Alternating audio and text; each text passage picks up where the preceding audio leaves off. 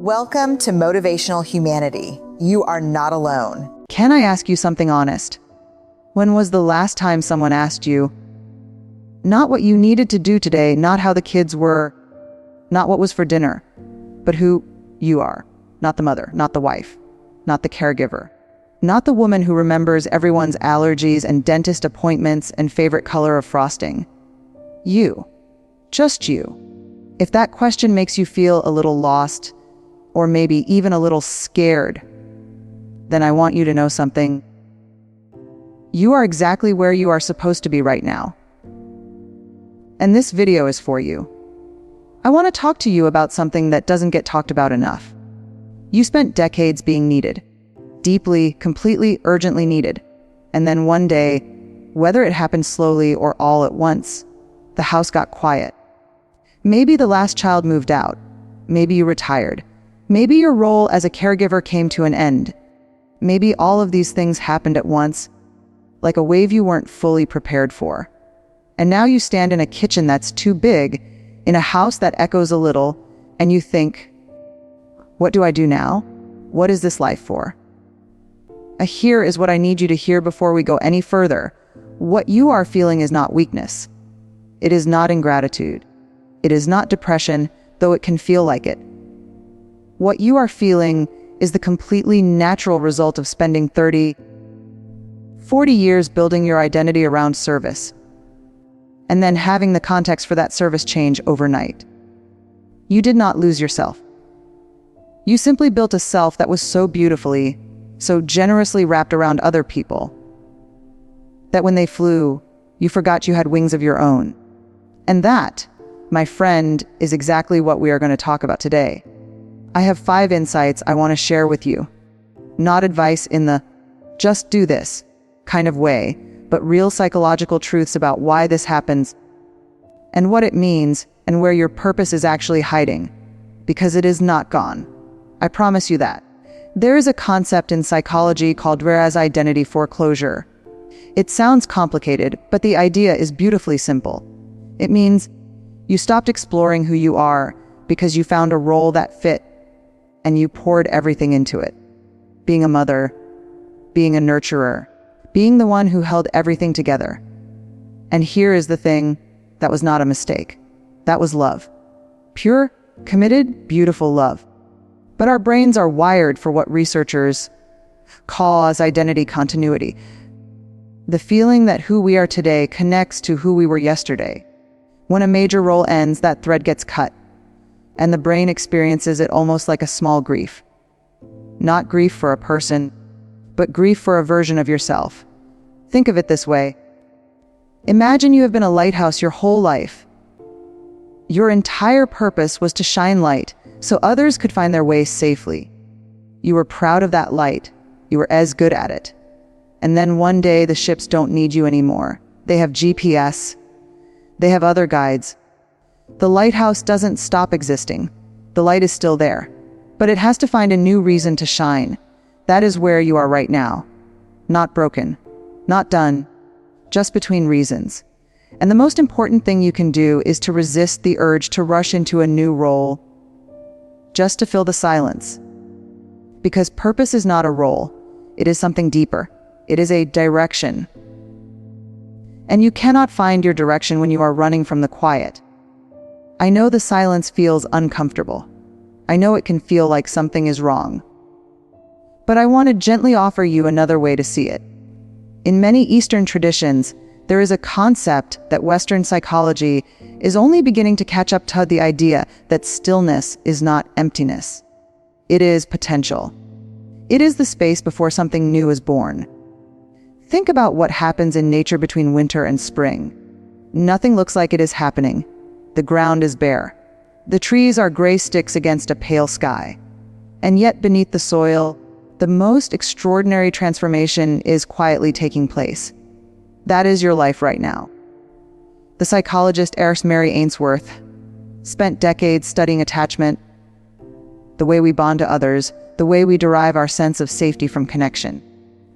What her research showed over and over is that the people who are most capable of going out and exploring the world are the ones who have a secure base. You have spent your life being the secure base for everyone else. Now it is time to become that for yourself. And that starts with sitting in the quiet long enough to actually hear yourself. What do you think about when no one needs anything? What do your hands want to do? What did you love before you loved being needed? A woman I know, I'll call her Margaret. She was 63 when her last son moved to another country.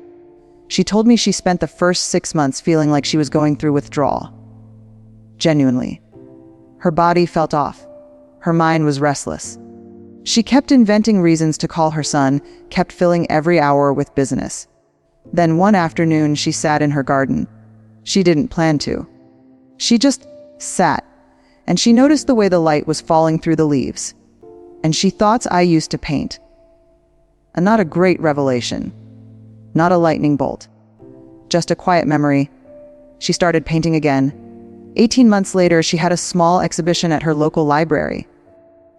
The sign on the door said, "Late blooming paintings by a woman who finally had time." Say the silence was the invitation. She just had to stop running from it long enough to hear it. Our culture has sold us a very strange idea about purpose. We are told to find it, as if it is a lost set of keys somewhere in the house, and we just have to look hard enough. But purpose does not work that way, especially not for women who have lived as richly and fully as you have. Your purpose is not somewhere out there waiting to be discovered. It is Zaz inside you, woven into every experience you have ever had. It is in the skills you built without even noticing, the patience you developed, the wisdom you accumulated through hard years, the things that make you angry when they are unjust, the things that make your heart catch when you see them done well. Psychologist Martin Seligman, one of the founders of positive psychology, talks about what he calls their signature strengths. The idea is that each of us has a small set of core strengths that feel natural, energizing, and deeply as when we use them. Not skills we learned out of necessity, but gifts that were always ours. For many women in the empty nest season, those strengths have been operating quietly in the background for decades. Used in the service of the family, rarely in the service of themselves. Here is a question I want you to sit with. What have people always thanked you for?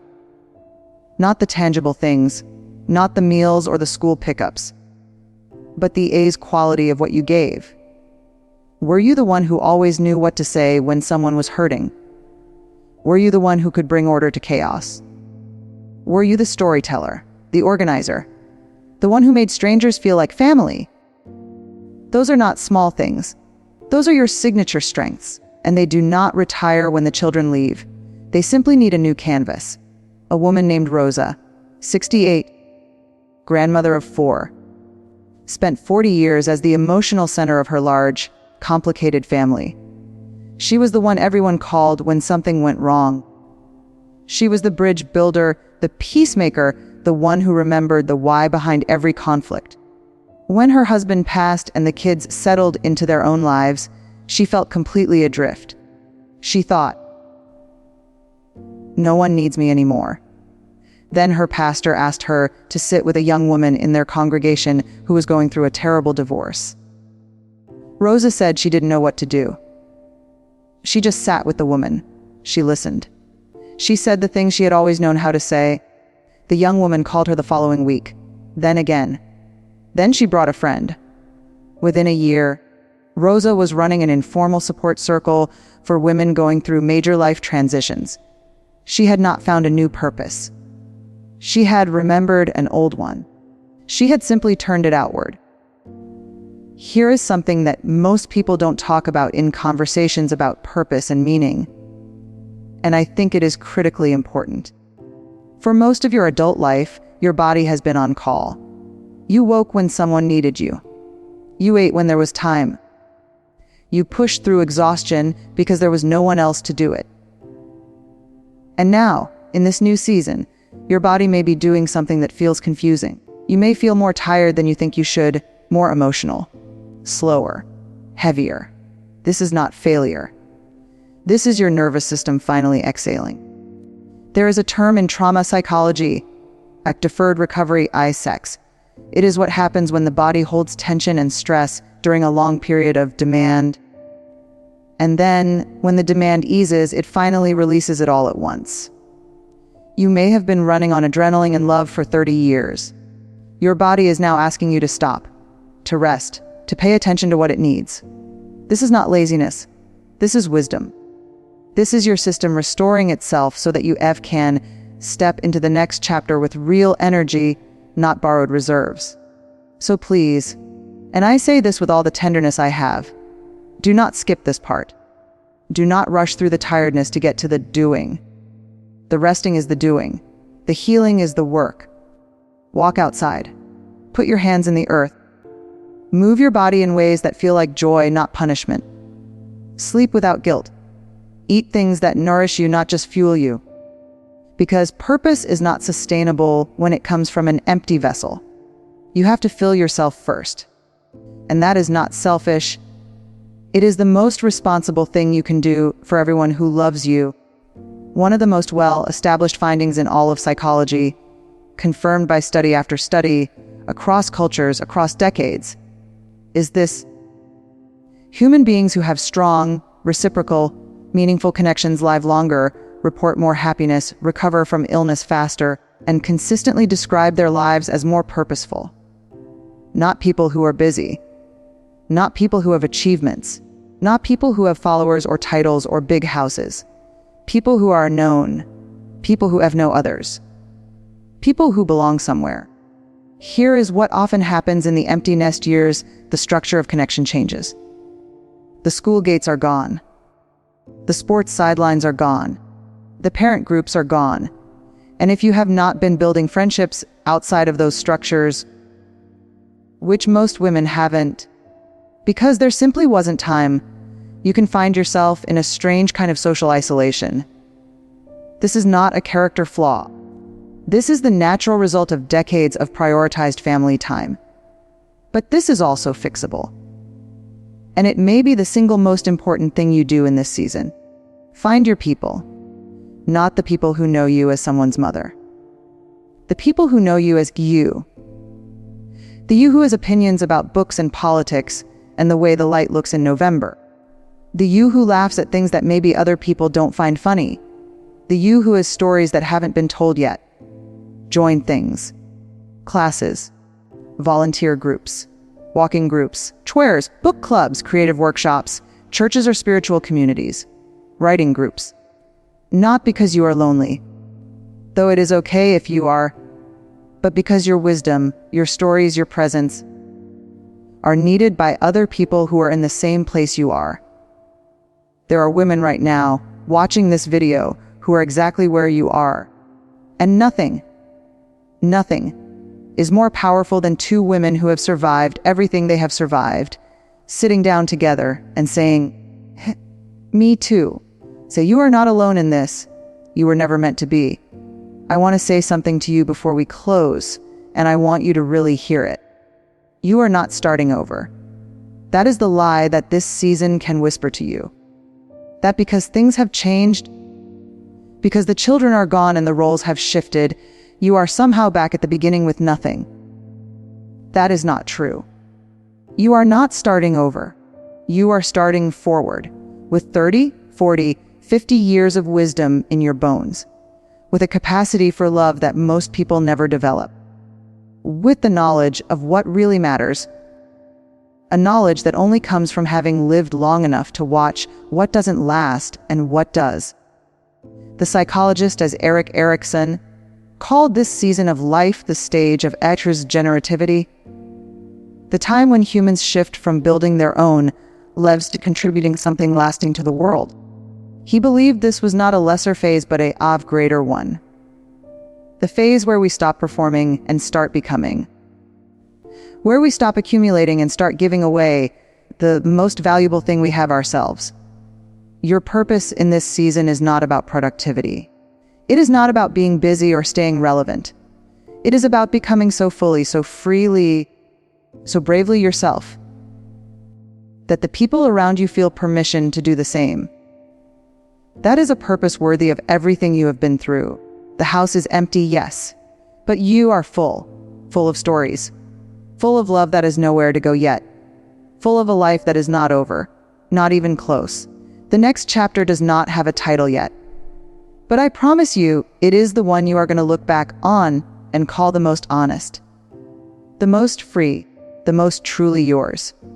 Before you go, I want to ask you to do one small thing. In the comments below, type these words, S, I am reclaiming my peace. And not because it is a magic phrase, but because saying it, even just typing it, is an act of intention. It is you telling yourself and telling the women watching alongside you that you are choosing to step forward. And if this video spoke to something in you today, please share it with a woman in your life who needs to hear it. You never know which 3 minutes of someone's day might change the whole direction of their week. I'll be right here, reading every single comment, because you are why I do this. Take care of yourself. You have earned it.